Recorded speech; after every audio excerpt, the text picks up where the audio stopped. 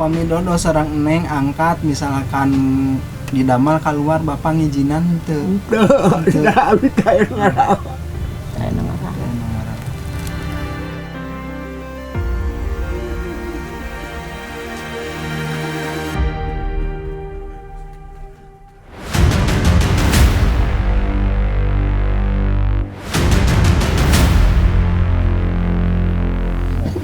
Sedih.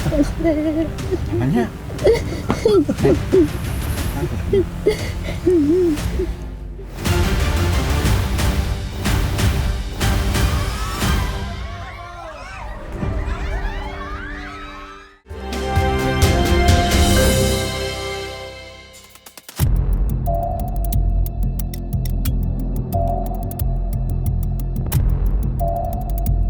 Sejak resmi menjadi provinsi pada tahun 2000, Banten selalu menjadi sorotan. Pasalnya, wilayah Banten berbatasan dengan Jakarta, namun mengalami ketertinggalan dalam banyak hal. Sampai saat ini, masih ada 310 dari 1.238 desa di Provinsi Banten yang tercantum dalam daftar desa tertinggal dan desa sangat tertinggal. Salah satunya adalah Desa Cibarengko. Desa Cibarengko berpenduduk hampir 2.000 orang. Mayoritas kaum lelakinya merantau ke kota Pandeglang, Serang, dan Jakarta.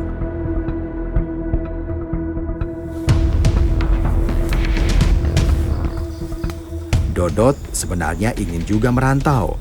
Namun, karena berpendidikan rendah, hanya lulusan sekolah dasar saja, Dodot tak cukup punya kepercayaan diri. Berdasarkan cerita dari teman-temannya yang telah merantau, pemuda dari desa Cibarengko biasanya hanya menjadi kuli bangunan atau tukang ojek. Sisanya akan menyerah dan kembali pulang ke kampung. Sebenarnya, Dodot masih ingin sekolah. Namun, sejak usia 10 tahun, Dodot terpaksa menjadi tulang punggung keluarga, bekerja sebagai penyadap karet dengan upah Rp16.000 per hari agar keluarganya bisa makan. Adik bungsu Dodot, yaitu Atih, juga putus sekolah, hanya sampai kelas 5 sekolah dasar saja. Padahal, cita-cita Atih begitu tinggi, ingin sekolah hingga jenjang SMA dan merantau untuk bekerja di Jakarta. Sayangnya, mimpi-mimpi Dodot dan Atih sepertinya tak akan pernah terwujud. Sejak kecil, mereka harus memikul tanggung jawab sebagai orang dewasa karena kedua orang tua Dodot dan Atih sakit. Mereka tak bisa lagi beraktivitas normal dan sangat bergantung pada Dodot dan Atih.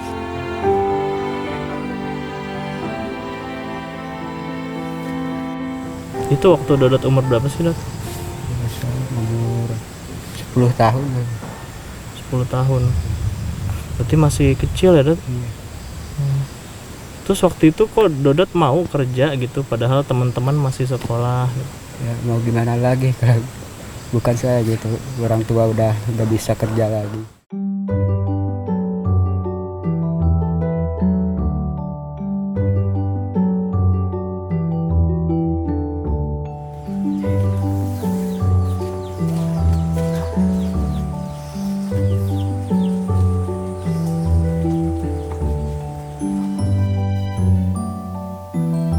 Sejak pagi, Dodot dan Atih sudah keluar dari rumah untuk mencari rezeki. Apapun mereka kerjakan, baik menjadi buruh tani maupun mengambil air dan sayur untuk memasak. Bisa dibilang, mereka berdua sudah mengambil alih tugas bapak ibunya sejak usia belia. Ibu sama siapa?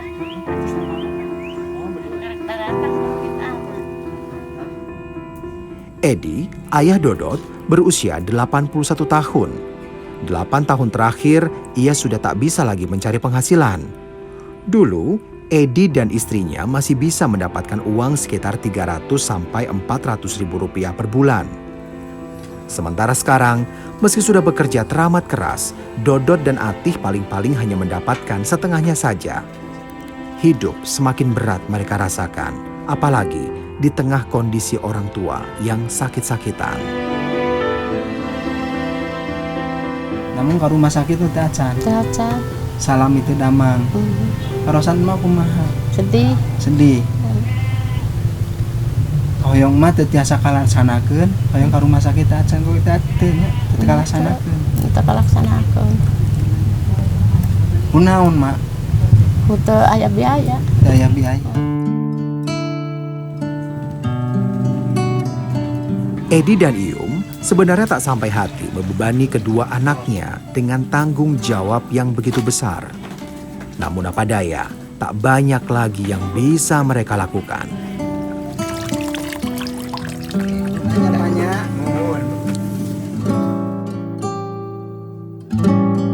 Upami Dodo sareng Neng angkat misalkan didamel keluar bapak ngijinan teu. Teu nu ngarah. Upami Dodo teu aya mah kumaha? Barang dahaga. Bapak sareng emak.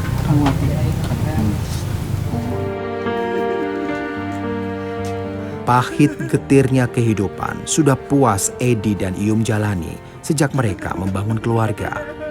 Mereka tak menyangka di masa tuanya mereka malah menjadi beban kedua anaknya. Tak terasa air mata kesedihan terus saja bercucuran. Sedih pasti.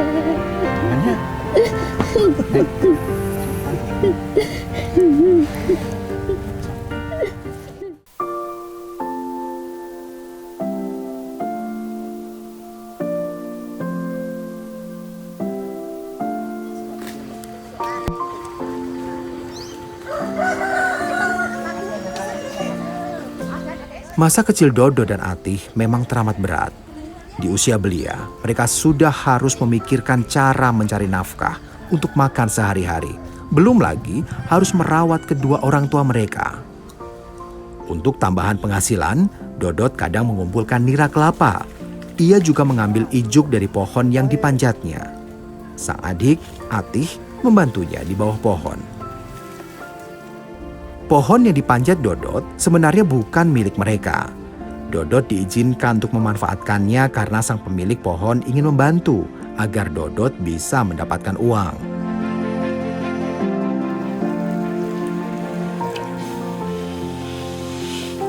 Air nira yang sudah dikumpulkan lalu diolah menjadi gula. Setidaknya sekali dalam sepekan, Dodot dan Atih mengolah gula aren. Jika jumlahnya sudah banyak, gula lalu dijual. Seringkali Dodot dan Atih merasa kelelahan selepas bekerja. Namun mereka menolak untuk menyerah demi kedua orang tuanya yang begitu mereka cintai.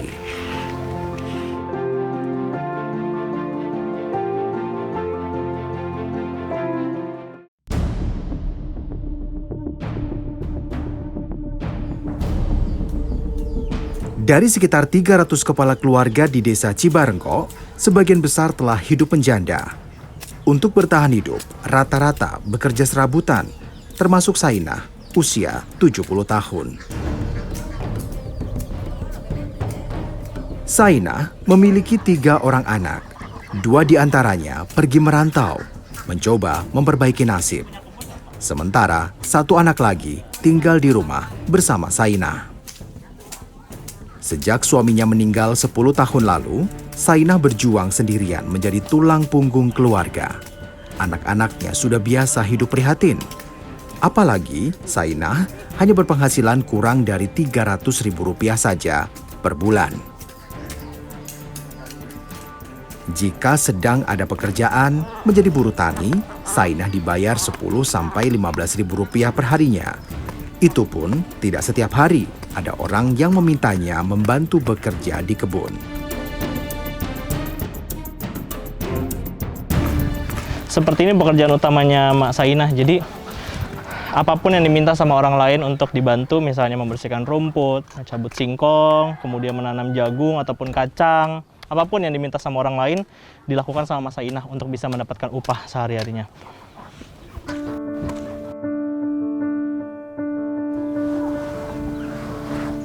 Sainah terlahir dari keluarga miskin. Turun-temurun, keluarganya mengandalkan hidup dengan menjadi buruh tani. Mereka tak pernah memiliki lahan sendiri untuk bercocok tanam. Kemiskinan seakan menjadi warisan yang harus mereka terima. Sampai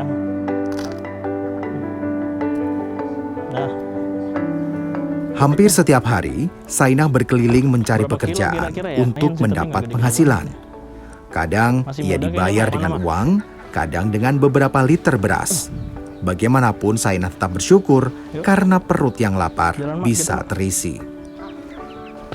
Jika sedang tidak beruntung, Sainah terpaksa kembali pulang tanpa uang sepeser pun. Tanpa ada persediaan beras, kerap kali Sainah dan anaknya Juhe harus Ini menahan kita udah lapar. nyebutin singkongnya Untungnya, ada singkong dari kebun yang bisa untuk menggajal perut. tadi.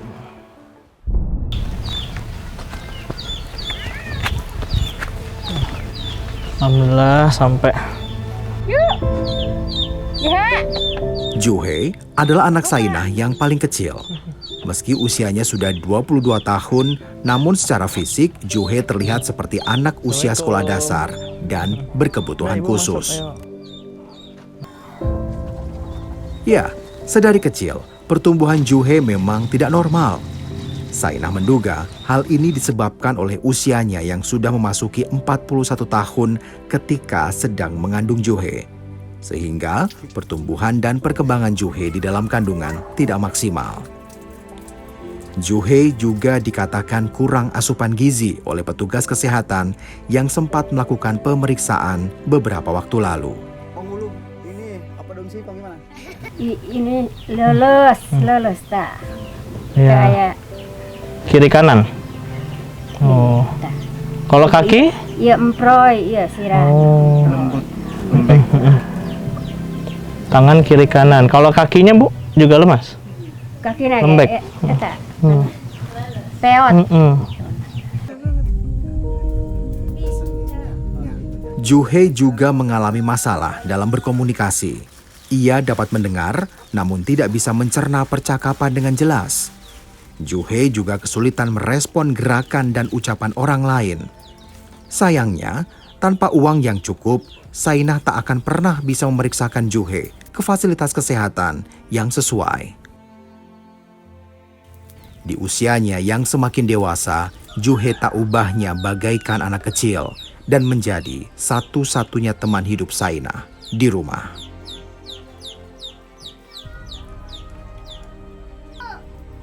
Suami Sainah meninggal dunia karena mengabaikan rasa sakit yang ia derita pada bagian dada dan punggung. Selama 2 tahun sebelum meninggal, suami Sainah tidak pernah sekalipun melakukan pemeriksaan kesehatan. Maklum saja, bagi mereka yang hidup dalam kemiskinan, kesehatan adalah barang mahal, sulit diakses. Apalagi letak puskesmas di kecamatan cukup jauh, dan tak ada petugas kesehatan yang berkunjung menjemput bola ke kampung-kampung.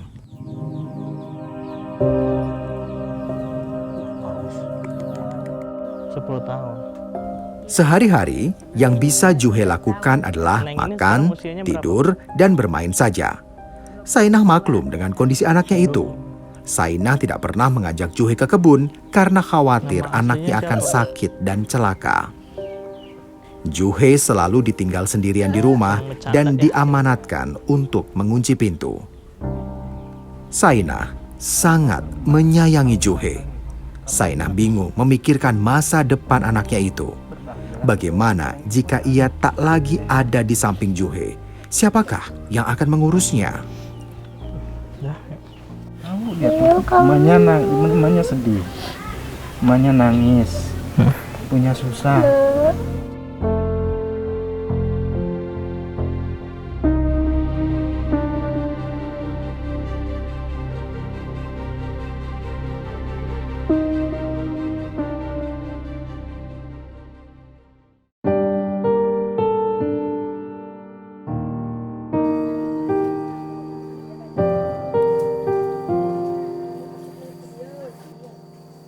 Untuk makan sehari-hari, warga desa Cibarengkok jarang menyebut ayam, ikan, dan daging sapi. Yang mereka konsumsi hanyalah sayur-sayuran di kebun dan hutan seperti pakis, rampong, genjes, kangkung, dan Oh, ada terubuk. dalamnya. Ininya ya. Dijadiin apa? Maksudnya Letaknya berasa ya? menyebar di area persawahan, namun jumlahnya Ya. tidak banyak. Ini namanya apa, Bu? Terubuk ya. Jadi sekilas mirip tebu, sekilas mirip alang-alang, tapi ternyata namanya terubuk namanya. Dan itu bagian dalamnya nanti bisa dimasak nih. Gitu. Enak Bu? Enak, mantap. Kita coba ntar.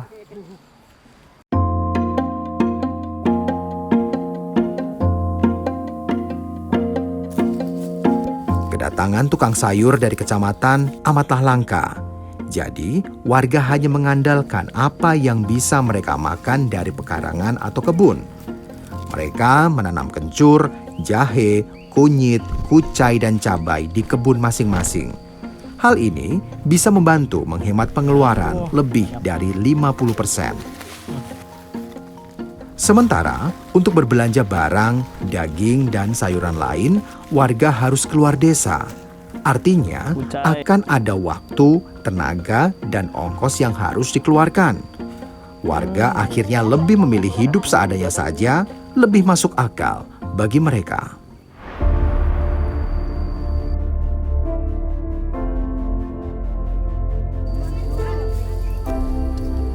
Warga desa Cibarengko sesungguhnya sudah lelah dengan kondisi yang tak banyak berubah selama puluhan tahun ini. Desa mereka seperti terisolir dari dunia luar. Jarang sekali ada warga dari luar Cibarengko yang datang ke sini. Kedatangan tim Indonesiaku seakan menjadi kesempatan bagi mereka untuk mencurahkan segala keluh kesahnya. Diabaikan tanpa sentuhan pembangunan bertahun-tahun. Tolong mau dibangunin ini jalan. Terus kalau di sini kan orang-orang kampung kan kebanyakan orang yang susah.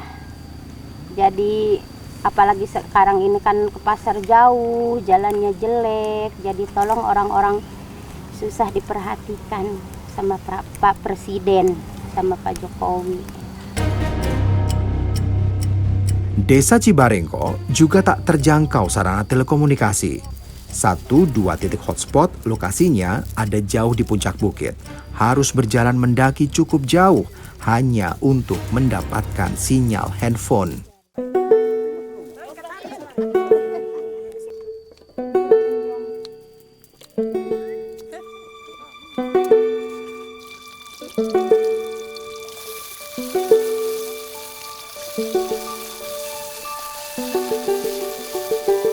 Warga Cibarengko sudah malas berharap.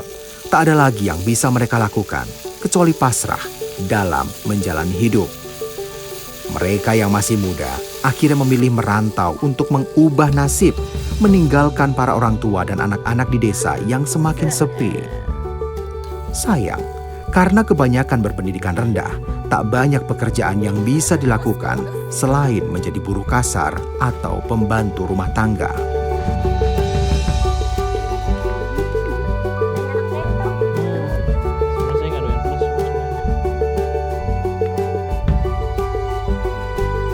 Jadi rasanya agak keset-keset sedikit, tapi karena ini dicampur dengan sambal ya tadi ya, dia ada cabainya juga. Enak. Terus ditumis juga, jadi rasanya Enak. ada gurih-gurihnya sedikit. Iya. Dipasak pakai santan enak. Pakai santan juga bisa, jadi bisa dijadikan berbagai olahan makanan.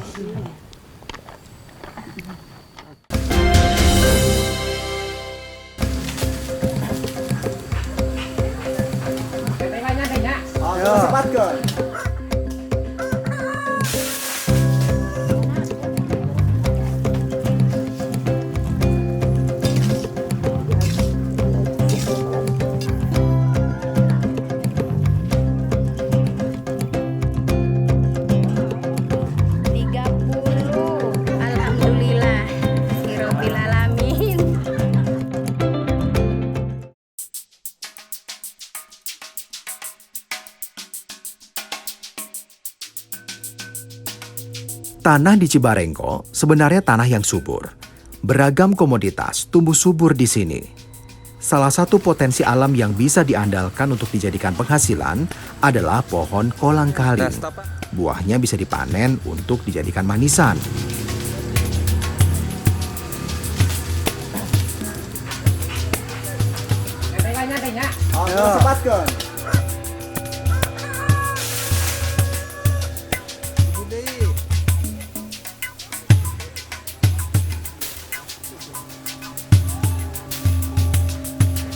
Diana, Emi, Erni, Roh, Esi, dan Saina hari ini akan mengolah kolang-kaling.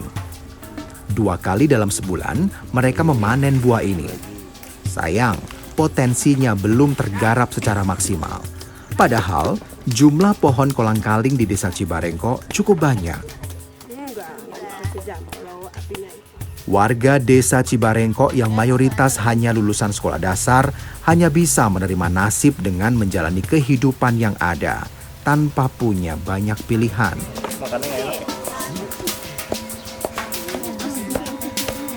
Dapatnya berapa sih, Bu? Dijualnya berapa sekilo nih? 2.000 gitu. Oh, 2.000. Terus nanti kalau Ibu sendiri dapat berapa ribu? 10.000 ada nggak sehari? 10.000 ada, 15.000 kadang-kadang. Tergantung tar ya, berapa kilo ya. Dari mengolah kolang-kaling menjadi manisan, rata-rata pendapatan mereka dalam sebulan hanyalah Rp100.000 saja. Dapat dibayangkan bagaimana bisa mereka mencukupi kebutuhan hidup dengan penghasilan sebesar itu. Andai saja ada pelatihan untuk meningkatkan skill warga dalam mengolah produk-produknya sehingga memiliki nilai jual yang tinggi, atau jaringan pemasaran yang luas sehingga nilai berbagai komoditas dari desa bisa meningkat, warga tentunya akan merasa terbantu.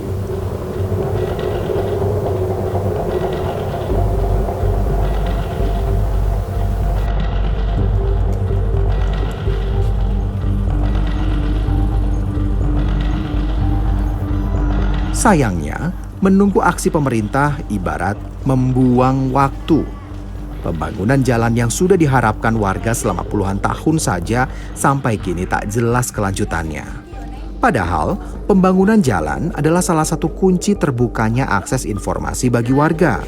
Dengan adanya jalan yang layak, lalu lintas barang dan jasa akan semakin mudah. Perekonomian warga otomatis akan meningkat.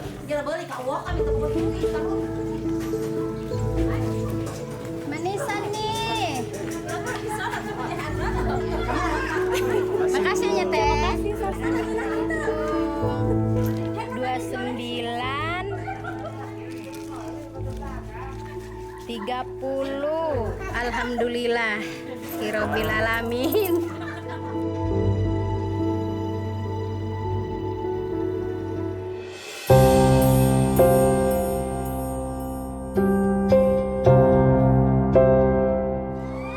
Bagi anak-anak Cibarengko, bercita-cita tinggi sebenarnya tak masuk dalam kamus mereka. Sampai saat ini, jumlah anak yang melanjutkan sekolah ke tingkat sekolah menengah masih sedikit. Apalagi karena sekolah menengah pertama dan sekolah menengah atas terletak jauh dari permukiman warga.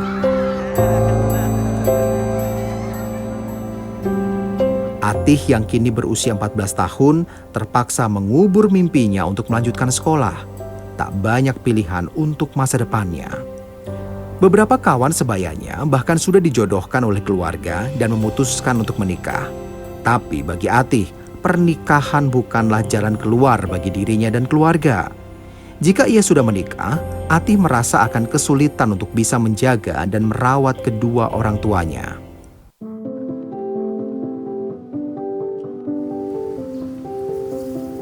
Esi, kakak tertua Dodot dan Atih, tak bisa banyak membantu. Ia yang kini sudah berkeluarga juga berpenghasilan terbatas. Namun tentu, ia tak bisa masa bodoh dengan kemalangan yang menimpa kedua orang tua mereka. Sesekali, Esi memberi uang jajan bagi Dodot dan Neng. Atau, jika sedang panen, Esi memberi mereka sayur-sayuran untuk dimasak di rumah. Ketika Atih putus sekolah, Esi tak bisa berbuat banyak. Lantaran ada anak-anaknya yang juga membutuhkan makan dan biaya sekolah. Dilematis.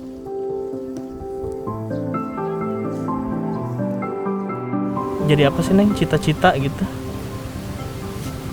Kira-kira mau kerja apa? Mau jadi apa gitu kalau Neng kepinginannya? Jadi apa aja. Jadi apa aja? Jadi apa aja gitu. Kalau nanti punya uang, Neng mau bikin apa? Di rumah? Mau bikin kamar mandi. Kamar mandi? Ya, Kenapa mau bikin kamar mandi? Emang nggak ada? nggak ada. Nggak ada ya? Berarti Neng selama ini ke sungai? Iya, Oh, terus kalau orang tua gimana? Kalau mau mandi, buang air gitu? Ya itu Dodot yang ngambil air. Oh, jadi Dodot sama Neng yang ngambil air. Iya. Nanti orang tua di rumah memang tidak bisa keluar ya? Esi dan Atih hanya bisa berharap kedua orang tua mereka bisa segera sembuh. Karena selama ini kedua orang tuanya tak bisa dibawa ke puskesmas. Kondisi jalan yang buruk membuat perjalanan menjadi semakin berbahaya dan berisiko. Selain itu, ongkos untuk keluar dari desa juga besar. Mereka tak mampu menutupi biayanya. Esi yang berusia 15 tahun lebih tua dari Atih selalu menjadi pengayom bagi adik-adiknya. Mereka selalu berusaha untuk saling meringankan beban. Bersama-sama, mereka membuat sapu dari ijuk yang sudah dikumpulkan Dodot. Hasilnya lumayan, satu sapu ijuk bisa dijual 10-15 ribu rupiah. Sebenarnya ini bukan mata pencarian utama mereka, tapi karena di dalam satu pohon itu ada air nira, ada kolang-kaling, ada ijuk juga, biasanya sekali mereka ambil. Jadi selagi bahannya ada, pasti mereka kerjakan.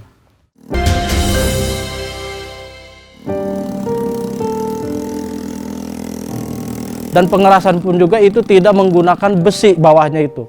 Langsung dicor aja, saya rasa itu pembangunannya kurang maksimal.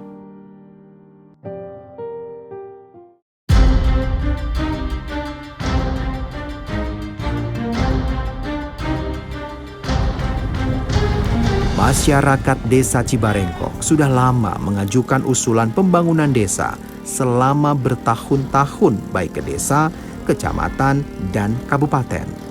Sayangnya, akses jalan yang masuk ke dalam ranah kabupaten ini tak juga kunjung dibangun. Entah mengapa. Adanya dana desa juga tak dapat berbuat banyak akibat terganjal status jalan. Andai saja jalan antar desa dibangun oleh pemerintah Kabupaten Pandeglang, setidaknya kehidupan mereka bisa menjadi sedikit lebih baik. Pada pelaksanaannya pembangunan sampai sekarang tidak nongol atau tidak kunjung. Ada sekarang yang dibangun, sifatnya pengerasan itu kemarin memang di RAB itu terpangpang simpang Cibarengkok sampai Cimandiri Laut, tapi pelaksanaannya hanya sampai Pasir Kanyere. Dan sekarang juga lagi dilaksanakan pengerasan. Dan pengerasan pun juga itu tidak menggunakan besi bawahnya itu. Langsung dicor aja, saya rasa itu pembangunannya kurang maksimal. Keluarga Dodot dan Atih adalah sebagian dari ribuan, bahkan jutaan warga miskin yang ada di Indonesia. Mereka butuh perhatian, mereka butuh pembangunan. Jika bukan negara, lalu siapa yang akan bertanggung jawab mengurus mereka?